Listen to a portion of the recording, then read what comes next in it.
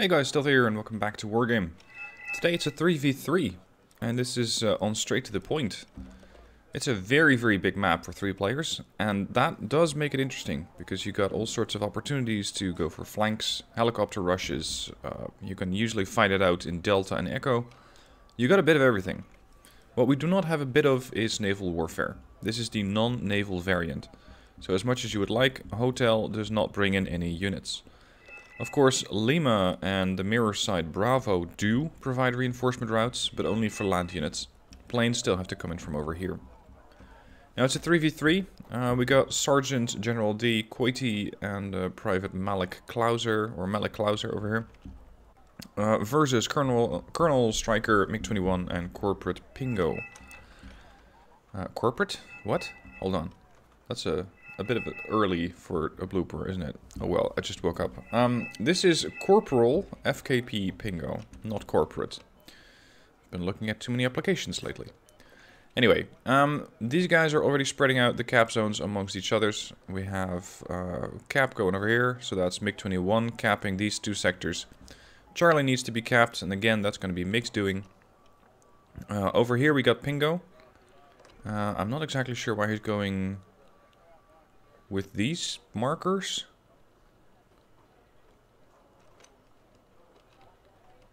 The only thing I could imagine was that he was moving around the map while he was putting down an attack marker, or a text marker rather.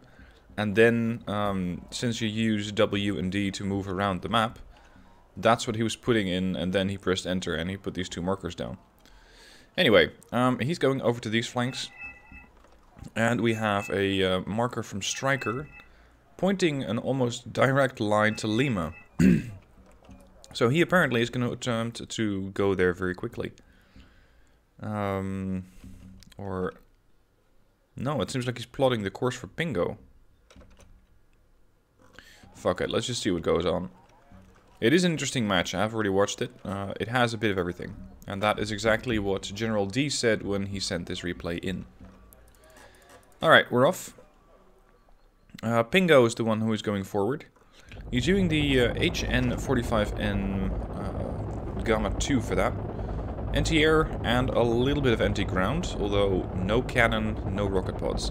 So this helicopter will be able to take down enemy helicopters if they so decide to go after them.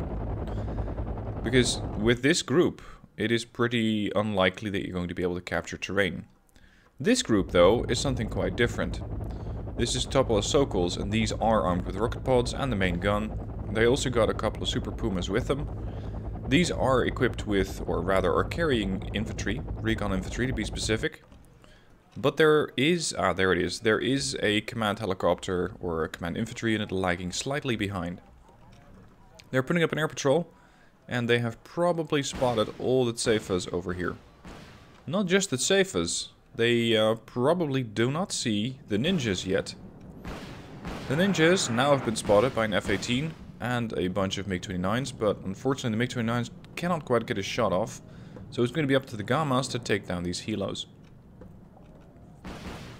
And the ninjas have 4 stingers, these guys have 4 iglas. Correction, 2 iglas per helo. There we go. 3 ninjas down. There's 1 more left. Gone. At the expense of another Gamma.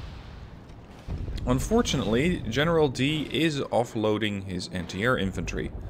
A couple of PSAMs, ready and eager to go to war, shoot down a jet, and the helicopters at this point are going to have a pretty hard time staying alive. This is an interesting kill though, by the way. Helicopter got killed, and it was so close to the infantry that the infantry also died. Now we have a couple of Sokols. There goes 1 anti-air and the other one. Okay, so the sector for the moment seemed more or less under their control. The command helicopter unfortunately did not make it in. So the helicopter that was carrying the command infantry was probably shot down, and I think by the Tsefas. So unfortunately, at the moment, nobody's capturing this sector. They do have quite a few of the other sectors, so they already have a +2, and I hadn't mentioned it yet, but this is Conquest. Now, what we do have in the middle is a sore lack of units. Sure, they've captured Delta, but this area is wide open. And over here, we got exactly one recon tank going out to meet a couple of Hammer transports. There is another column following up, T-72s, a whole load of them, BMP-1Ds with grenade launchers and infantry, and a couple of anti-air units, but they still have to get there. And the Shaheed 13 are not going to make it easy for them to get there. So at the moment, red is gaining points, but it seems really precarious. The big question is, how long is it going to take before blue realizes that since red invested pretty heavily in an early air push, they might not have too many ground forces. Blue has also been dealing with a couple of helicopters on the right, and as you can see, they got a double chaparral over there. A whole bunch of Marines are standing by to assault the position, and we got a couple of Bradleys coming in with anti-air. Far over on the right, they have a various line of anti-helicopter incursion forces. Spotters and some very cheap, let's say moderate anti-air defenses. Any attack helicopter worth a damn is not going to be too impressed with these, but at the very least they might be able to do some damage. Anyway, it looks like the Israeli have finally realized that this area might not be as heavily defended. Or they were just crossing that bridge in order to make sure that the Shaheed got a little bit more fire support. Whichever it is, red is not having a good day. The T-72As are sustaining a withering fire of the Murkoff's grenade launchers and of course their main guns. Now one thing that is going for red is that these only carry 9 rounds per tank. The rest of it is thanks to the infantry that they're carrying, or were carrying, rather. Still, one BMP-1D would be very ambitious to take on 3 Murkoff 2s. Another airstrike comes in case Red Force infantry wasn't properly killed off yet, and blue now has control of this building, which can sort of oversee that bridge. Command infantry for red is now on the move. Blue, fortunately, has not brought in their own yet. And now red is coming in with an airstrike to try and, well, at least delay or potentially damage some of these units in here. But since their spotting capability is almost all but wiped out, they don't exactly know where to drop those payloads from the Su-24. So unfortunately, the Su-24, while surely it couldn't have killed off these tanks, could have done some damage. Now it's not that hard for blue to currently guess where red's infantry probably is. Their command infantry has to be either here, or if you're feeling ambitious, somewhere closer to the waterline. Unfortunately, these tanks don't really have too good of a spotting capability. They only got medium optics. Interesting fight here between a Salamandra, which is trying to kill off a tank with rocket pods after having expended all of its ATGMs, and the tank's just shooting back at it with the machine guns. Over on the right column, or let's say the right attack lane, the Marines and the Bradleys have arrived. And the only thing that is currently trying to stop them is a group of what I believe is reserve infantry. Yeah, these are militia. And the militia are having a terrible day. The Marines are pushing on them. They're being subjected to napalm thanks to the Zippo over here. They got Smalls coming in. They got 2 Bradleys. Well, the one good thing is that they don't really have a heavy tank firing at them yet. But that could still be coming in. Red is trying to throw up as many units over here as possible. So we got a Sneska coming in, a couple of T-55 AH Igmans, not reservists, more special forces coming in, a Sava to defend against helicopters. Still though, red has 163 points. And they are not letting up. So blue has to do something, otherwise this game could be over pretty soon. Now blue is coming in with a whole bunch of new units. Hammer, Magar 7, a couple of Zippos again, the 163 CS, a couple of CEVs even. Very nice anti-infantry guns. Back in the day, these guys used to have a range of 2450 with an HE value, which I think is similar to this. That was phenomenal. You just more or less pointed the gun in the direction of the enemy that you wanted gone, and they were just killed off almost instantly. Nowadays they only have a range of 1000, which means that infantry sort of has a chance to defend against them. but only if they really have the range to go out and touch them, like an RX or an HGM. Otherwise, if you see one of these things coming, you're going to have a bad time. Now over on the left, it seems like the Israeli have been slightly pushed back, but not too much. Again, Red Force position is almost non-existent. They still got the Salamandra there. This is the one that was partying with the Merkava 2s. I think the Merkava is still spotted, but they don't really have the firepower to do anything against it, especially not with the Salamandra, but the Erics might be able to do something about that. 2 ATGMs fly over from a Super Gleb, and it seems that both actually missed their intended target. The Merkava is still there. He's again scouting the Merkava 2. Salamandra once again takes fire from the machine gun. And finally the Merkava does get the kill. Another column from blue comes in, but interestingly it's all support guns. It's a bunch of 20mm autocannons. And these things, while very nice for supporting, there we go, SU-25. Well, very nice for supporting against, or supporting infantry. They're not great at just going on against heavier groups, because they got virtually no armor. But apparently they do have enough anti-air capability to just shoot down an SU-25, as you saw. Avia made it out, MiG-29 made it out, and that's 3 of their supporting vehicles gone, and the area is engulfed in flames, so no further Blue 4 infantry in here. Blue, however, has been capturing more zones. They're now at a +5. So at the moment, if they can keep this up, and they don't lose any terrain, and they keep this infantry on the run, they should keep gaining points. You can see that the Magach is trying to do just that. It's trying to find the command infantry. And considering that the tank was moving here and the command infantry was moving back, there is a pretty good chance that they have a very decent idea of where the command infantry likely is, or command vehicle potentially. Blue's position over here is getting stronger. Time to get a couple more Ranicos in here.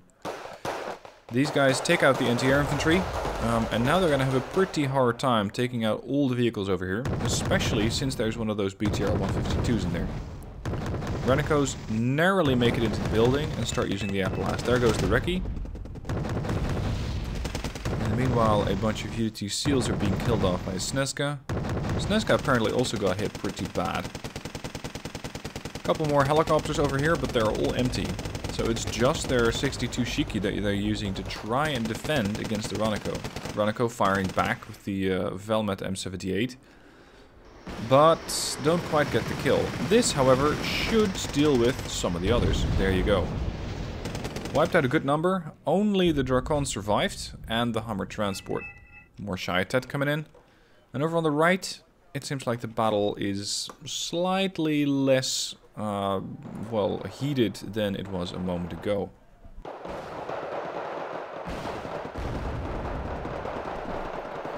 Another L-18. Where are you going? What's he trying to kill? He might have been going after the KF-16C. That was a bit of a daunty move. There you go, that's another plane killed. Blue Force AA, especially their longer range AA, is slightly farther in the back. They got a couple of PIP-3s. And with that, more than enough range to also extend that bubble towards slightly into Delta. So this should give them enough potential to keep the enemy planes at bay. And since Red Force seem to be relying quite heavily on planes, this is an important element for them. They need to keep them at range. ATGMs, very close encounter with a couple of vehicles. There goes a helicopter, there goes the tank, and finally Red 4 has managed to keep Blue 4 off of their side of the river. For the moment. This can change really at any given time, because the defense over here is not very strong. We got one HGM, a transport, a couple of tanks, actually one tank, it used to be the 2 of them. Some Proletary, Specialny Jednotki, more Proletary in here, which almost walked into the fire, I guess. Ranico and a couple of ATGMs, and that is it. Anti-air is finally arriving in the form of one Sava. And if Blue gets a whiff that Red 4 does not have any AA over this area, then that could turn out to be a very lucrative opportunity for blue to start doing airstrikes. If they do, well, then this position over here just got a whole lot worse. You can see that for blue there is a new column coming in. Again, more Hammers as well as a couple of M2A2s. Did they have anything else? I think they're just stacking up forces over here. As you can see, they are not offloaded. So they are preparing for a push. Interestingly, these guys seem... Oh, it's this one. The Moleeman. The Moleeman is firing with an admirable 50% accuracy. Which for an HEGM that usually has a 35% accuracy is pretty damn good. Unfortunately, it did miss. The LVTPs did take note of their missiles coming in. So they were able to fall back and I think break line of sight. Once again, blue is coming in. Red does another airstrike. Unfortunately not quite wiping out some of the transports. But this Hammer seemed to have gotten the edge of the blast effect.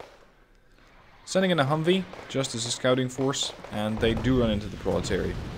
Maglans seem to be helping out against the BMP-1Ds. And those fast missiles can one-shot these things. There goes one. 94% accuracy.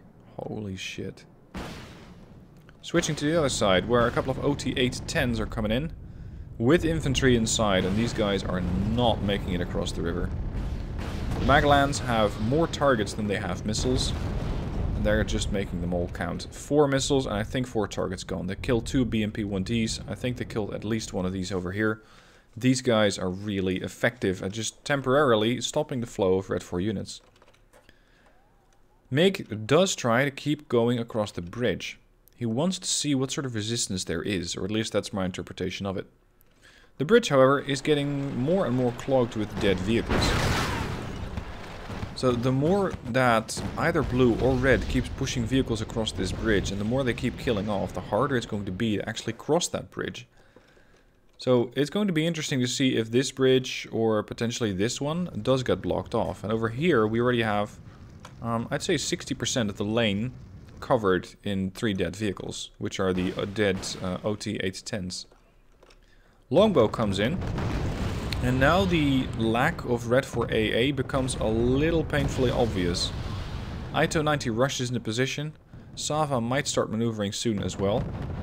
This thing has to go, because it's not only just wiping out a couple of the defenses from red, but it's also spotting that there might not be that much that is currently in the way.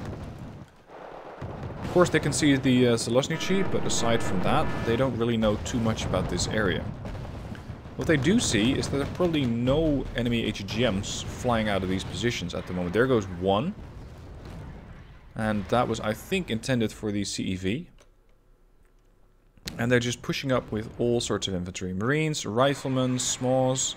There's the LVTP-7A1s with the grenade launchers. There we go. They got one vehicle. There's the Igman. But aside from that, blue has way more forces at the moment here than red. These Proletariat are not going to have a good time if blue does continue to push. And I like how this is a combined force effort. You got the transports with their grenade launchers, you got the infantry trying to make a move, which unfortunately for them are getting shot down by an Mi-17 and a T-55. So most of the infantry is actually dead at this point. But then you also had the Zippo, you had the CEV, the Longbow, and the couple of little birds, again with their grenade launchers. The push did not quite go as well as they had hoped. At least that would be my take on it. This thing really made a difference. With its 4 HE rocket pods with an accuracy of 30%, was able to quickly wipe out most of the infantry. So that just leaves blue with a couple of transports and a whole 28 Marines, instead of that larger wave that you just saw coming at them. Blue at the moment is gaining points. And this has more to do with Red Force Command Infantry moving around. And blue are actually, sorry, they have a second Command Infantry in position. And blue's current denial of the sector by just having another one. Now, blue has kept it, albeit temporarily, because both command units over here are on the move. So that shouldn't last too long. And with that, red is going to be quickly neutralizing this sector again, but that still leaves blue on a +1. Blue seems to have a build-up of forces. We got more Hamer standing by to go in. There's another fourth one. They got Mahmat. They got a K242 triple stack. There you go. A whole bunch of smokes being put up. And these are... yeah, they're just shelling the buildings in advance of the forces which are potentially going to get pushed across that river. Bit of force scouting with one lonely Humvee. Quickly gets killed off with a Mostrelki 90. And they probably know that there are more than one infantry unit in this building. Still though, they're going to need to punch across with quite a bit. And red still has to contend with the units over here. The Marines are dead. A couple of riflemen have survived. And the command units, one of them is still on the move, the other one's holding. They are dangerously close together. One airstrike could wipe them both out. This is putting all their eggs in, well, almost the same trees at this point. As these guys are making a tempting target, but of course blue doesn't know that. A whole blue column gets spawned in. Murkoven 3, LVTP-7s, M1A1, M8 AGS. There's more reconnaissance vehicles coming in. Short arrows, Vulcans. A whole line of blue 4 units is waiting to push into Delta or push from Echo towards this sector. Of course, this area for blue is the more interesting one. They can wipe out the defenses over here and take over the town. Well, it's not quite GG yet, but it's going to be hard for red to come back from that. So they are trying to make this defensive stronghold as powerful as can be, to make sure that blue does not have an opportunity to get in. And sure enough, red is spawning in more units. We got more infantry coming in, HGM. There's another triple stack coming in. Another triple stack of 810s, which are probably going to have a quick and I think short encounter with the Bradleys. I wonder what red can see with this recon infantry. Not too much.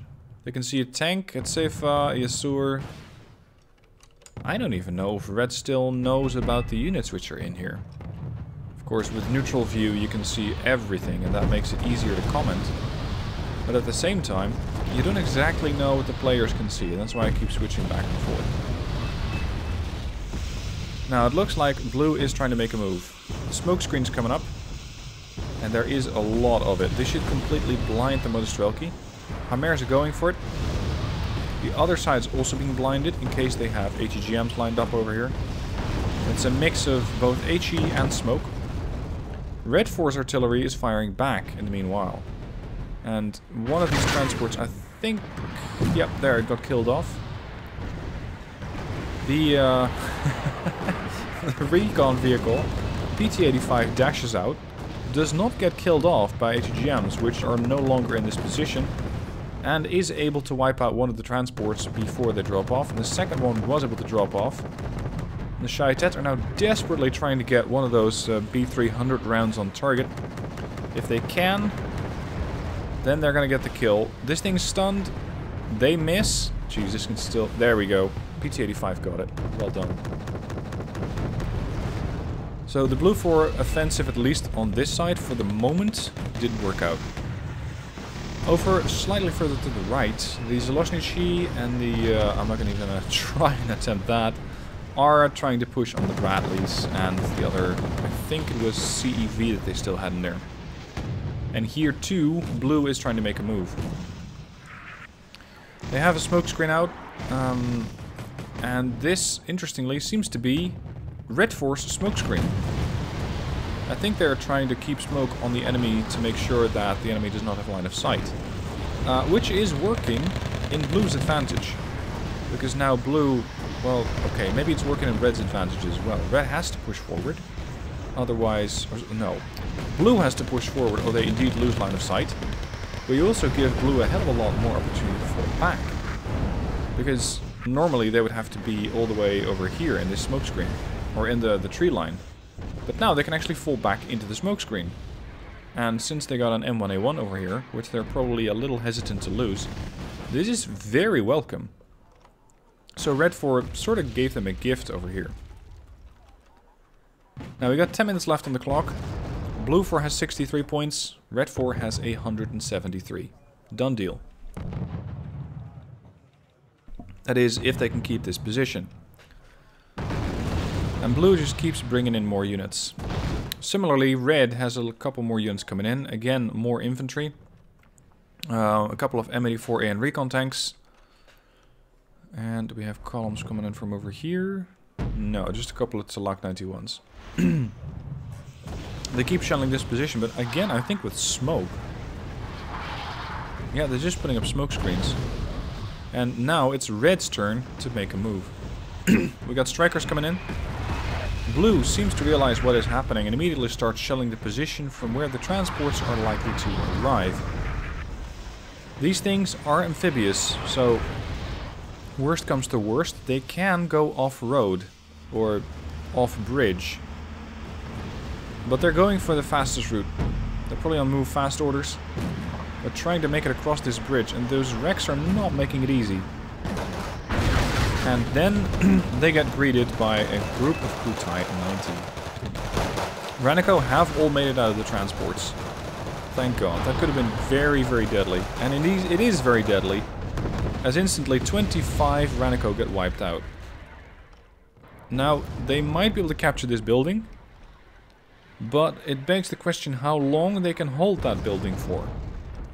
Because of course it's going to be very hard for Red 4 to keep spawning in new units and keep bringing them all the way across. Blue currently only has the Susek Day, and the Ranico over here are still subjected to artillery bombardments, so again they're not having a very good time. There we go. Yeah, a whole bunch of them got wiped out, and I think that they sort of got dropped off on the other side of the bridge, these Ranico. So unfortunately, it seems like Red 4's offensive at the moment has not quite worked out. It could have been a hell of a lot worse though for Red. They got quite a bit farther than I'd expected.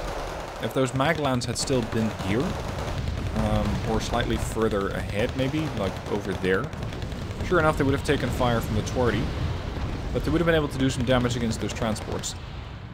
Really liked how Red put up the smoke screen and how then Blue decided to go, okay, we're going to start shelling here because this is what path they're going to take.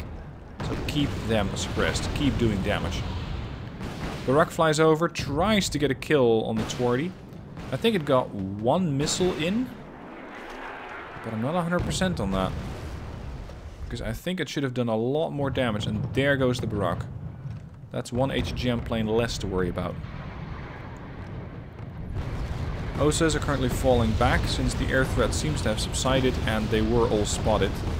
Very thinly armored, you need to keep these guys at bay. And unfortunately the Twardy goes down to what I think might have been artillery. It was already heavily wounded and the final artillery rounds did take it out.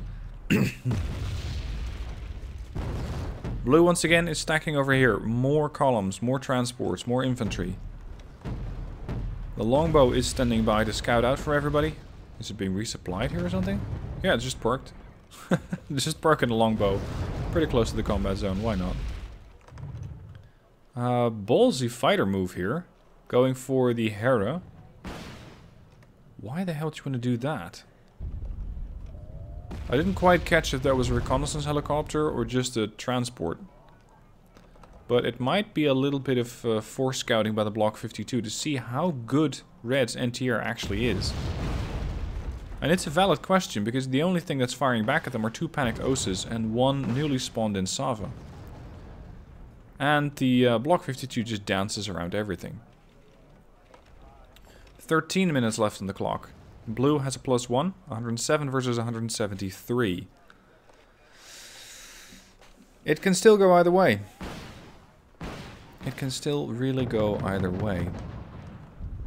Let's see what Blue has over here. Not really any offensive-oriented units. They're not prepping to go across that bridge. I think they're just holding here. The same cannot quite be said over here.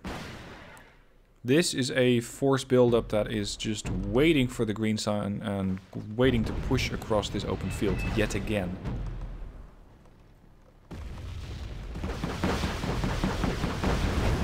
Seems like there's a bit of a lull in the fighting, but once again, Red's NTR lack is being highlighted as a Cobra hovers almost above the buildings in which the Mostrelki and the Ranikos are currently taking up position, and wiping out Red Force transports as they are coming in. A whole bunch of Yikari just drowned over here, well, more or less on the beach, and Red is just powerless to do anything against it. I think they're sending in their logistics trucks as a sort of suicide truck. Send them in, watch Blue take them out, or try to blow them up, and hope that the explosion then takes out the Cobras. That would be my bet. But the aggressiveness of this guy is impressive. And for some reason, Pingo surrenders. And then Striker surrenders. Seeing how close these guys are to surrendering at the same time, and probably having witnessed firsthand all that is coming down this road, they're just going to go, nope, this is done. This is over. There's no real need to keep going with this fight. Still, we have a little bit of time left, and they might have held their position, but with this much coming in from Blue, well, they're going to have a hard time defending against that. So let's speed things along a little. Blue's force keeps pushing through. We got the prams coming as a sort of, I don't know, short-range artillery support. In fact, they're relying on the machine guns at this point to try and take out the LVTP-7s. These guys mutually cannot do too much against each other. Unfortunately, the prams are being subjected to artillery fire, but so are the LVTP-7s. The only thing that's currently holding this sector is the 2 command infantry, which they still have not found. But really, that cannot be too far along now. And I think at this point, MiG-21 also surrenders. Which gives Blue for a minor victory. 185 points of 173. And this is what I do not quite get. It's a minor victory, but according to the Wargame manual, you need a 10% margin in points in order to get that minor victory. And I'm just not seeing it. 173% or 173 points plus 10% would not exactly move to 185. You would then expect that to be 190. But I think that due to MiG-21 surrendering, that's why they got a minor victory out of it. Anyway, very, very nice back and forth, and I hope you enjoyed it. I loved seeing those pushes back and forth across the river, trying to get some terrain, trying to get the buildings, seeing how far you can go. Hope you enjoyed it. If you have another game like this that you should think I should cover, then by all means send it in down below in the link there. In the description there is a link. Jesus, I really just woke up. Sorry, guys. In the description you can find a link to send me your replay. Doesn't matter how veteran you are. If you're a newer player and you want critique on your, or commentary, or whatever you want to call it, on your replay, send it in. It's not like I only pick the best or the worst or whatever replays. I try to mix and match a little bit. If you liked watching my content, then please support me with this Patreon link down below in the description as well. Every bit helps. So just a couple of bucks a month might not be too much to you, but for me it really adds up with the number of patrons. Thanks to the existing patrons. Thank you guys for your support, and thank you all guys for watching. Hope you enjoyed, and I'll catch you soon on the next video.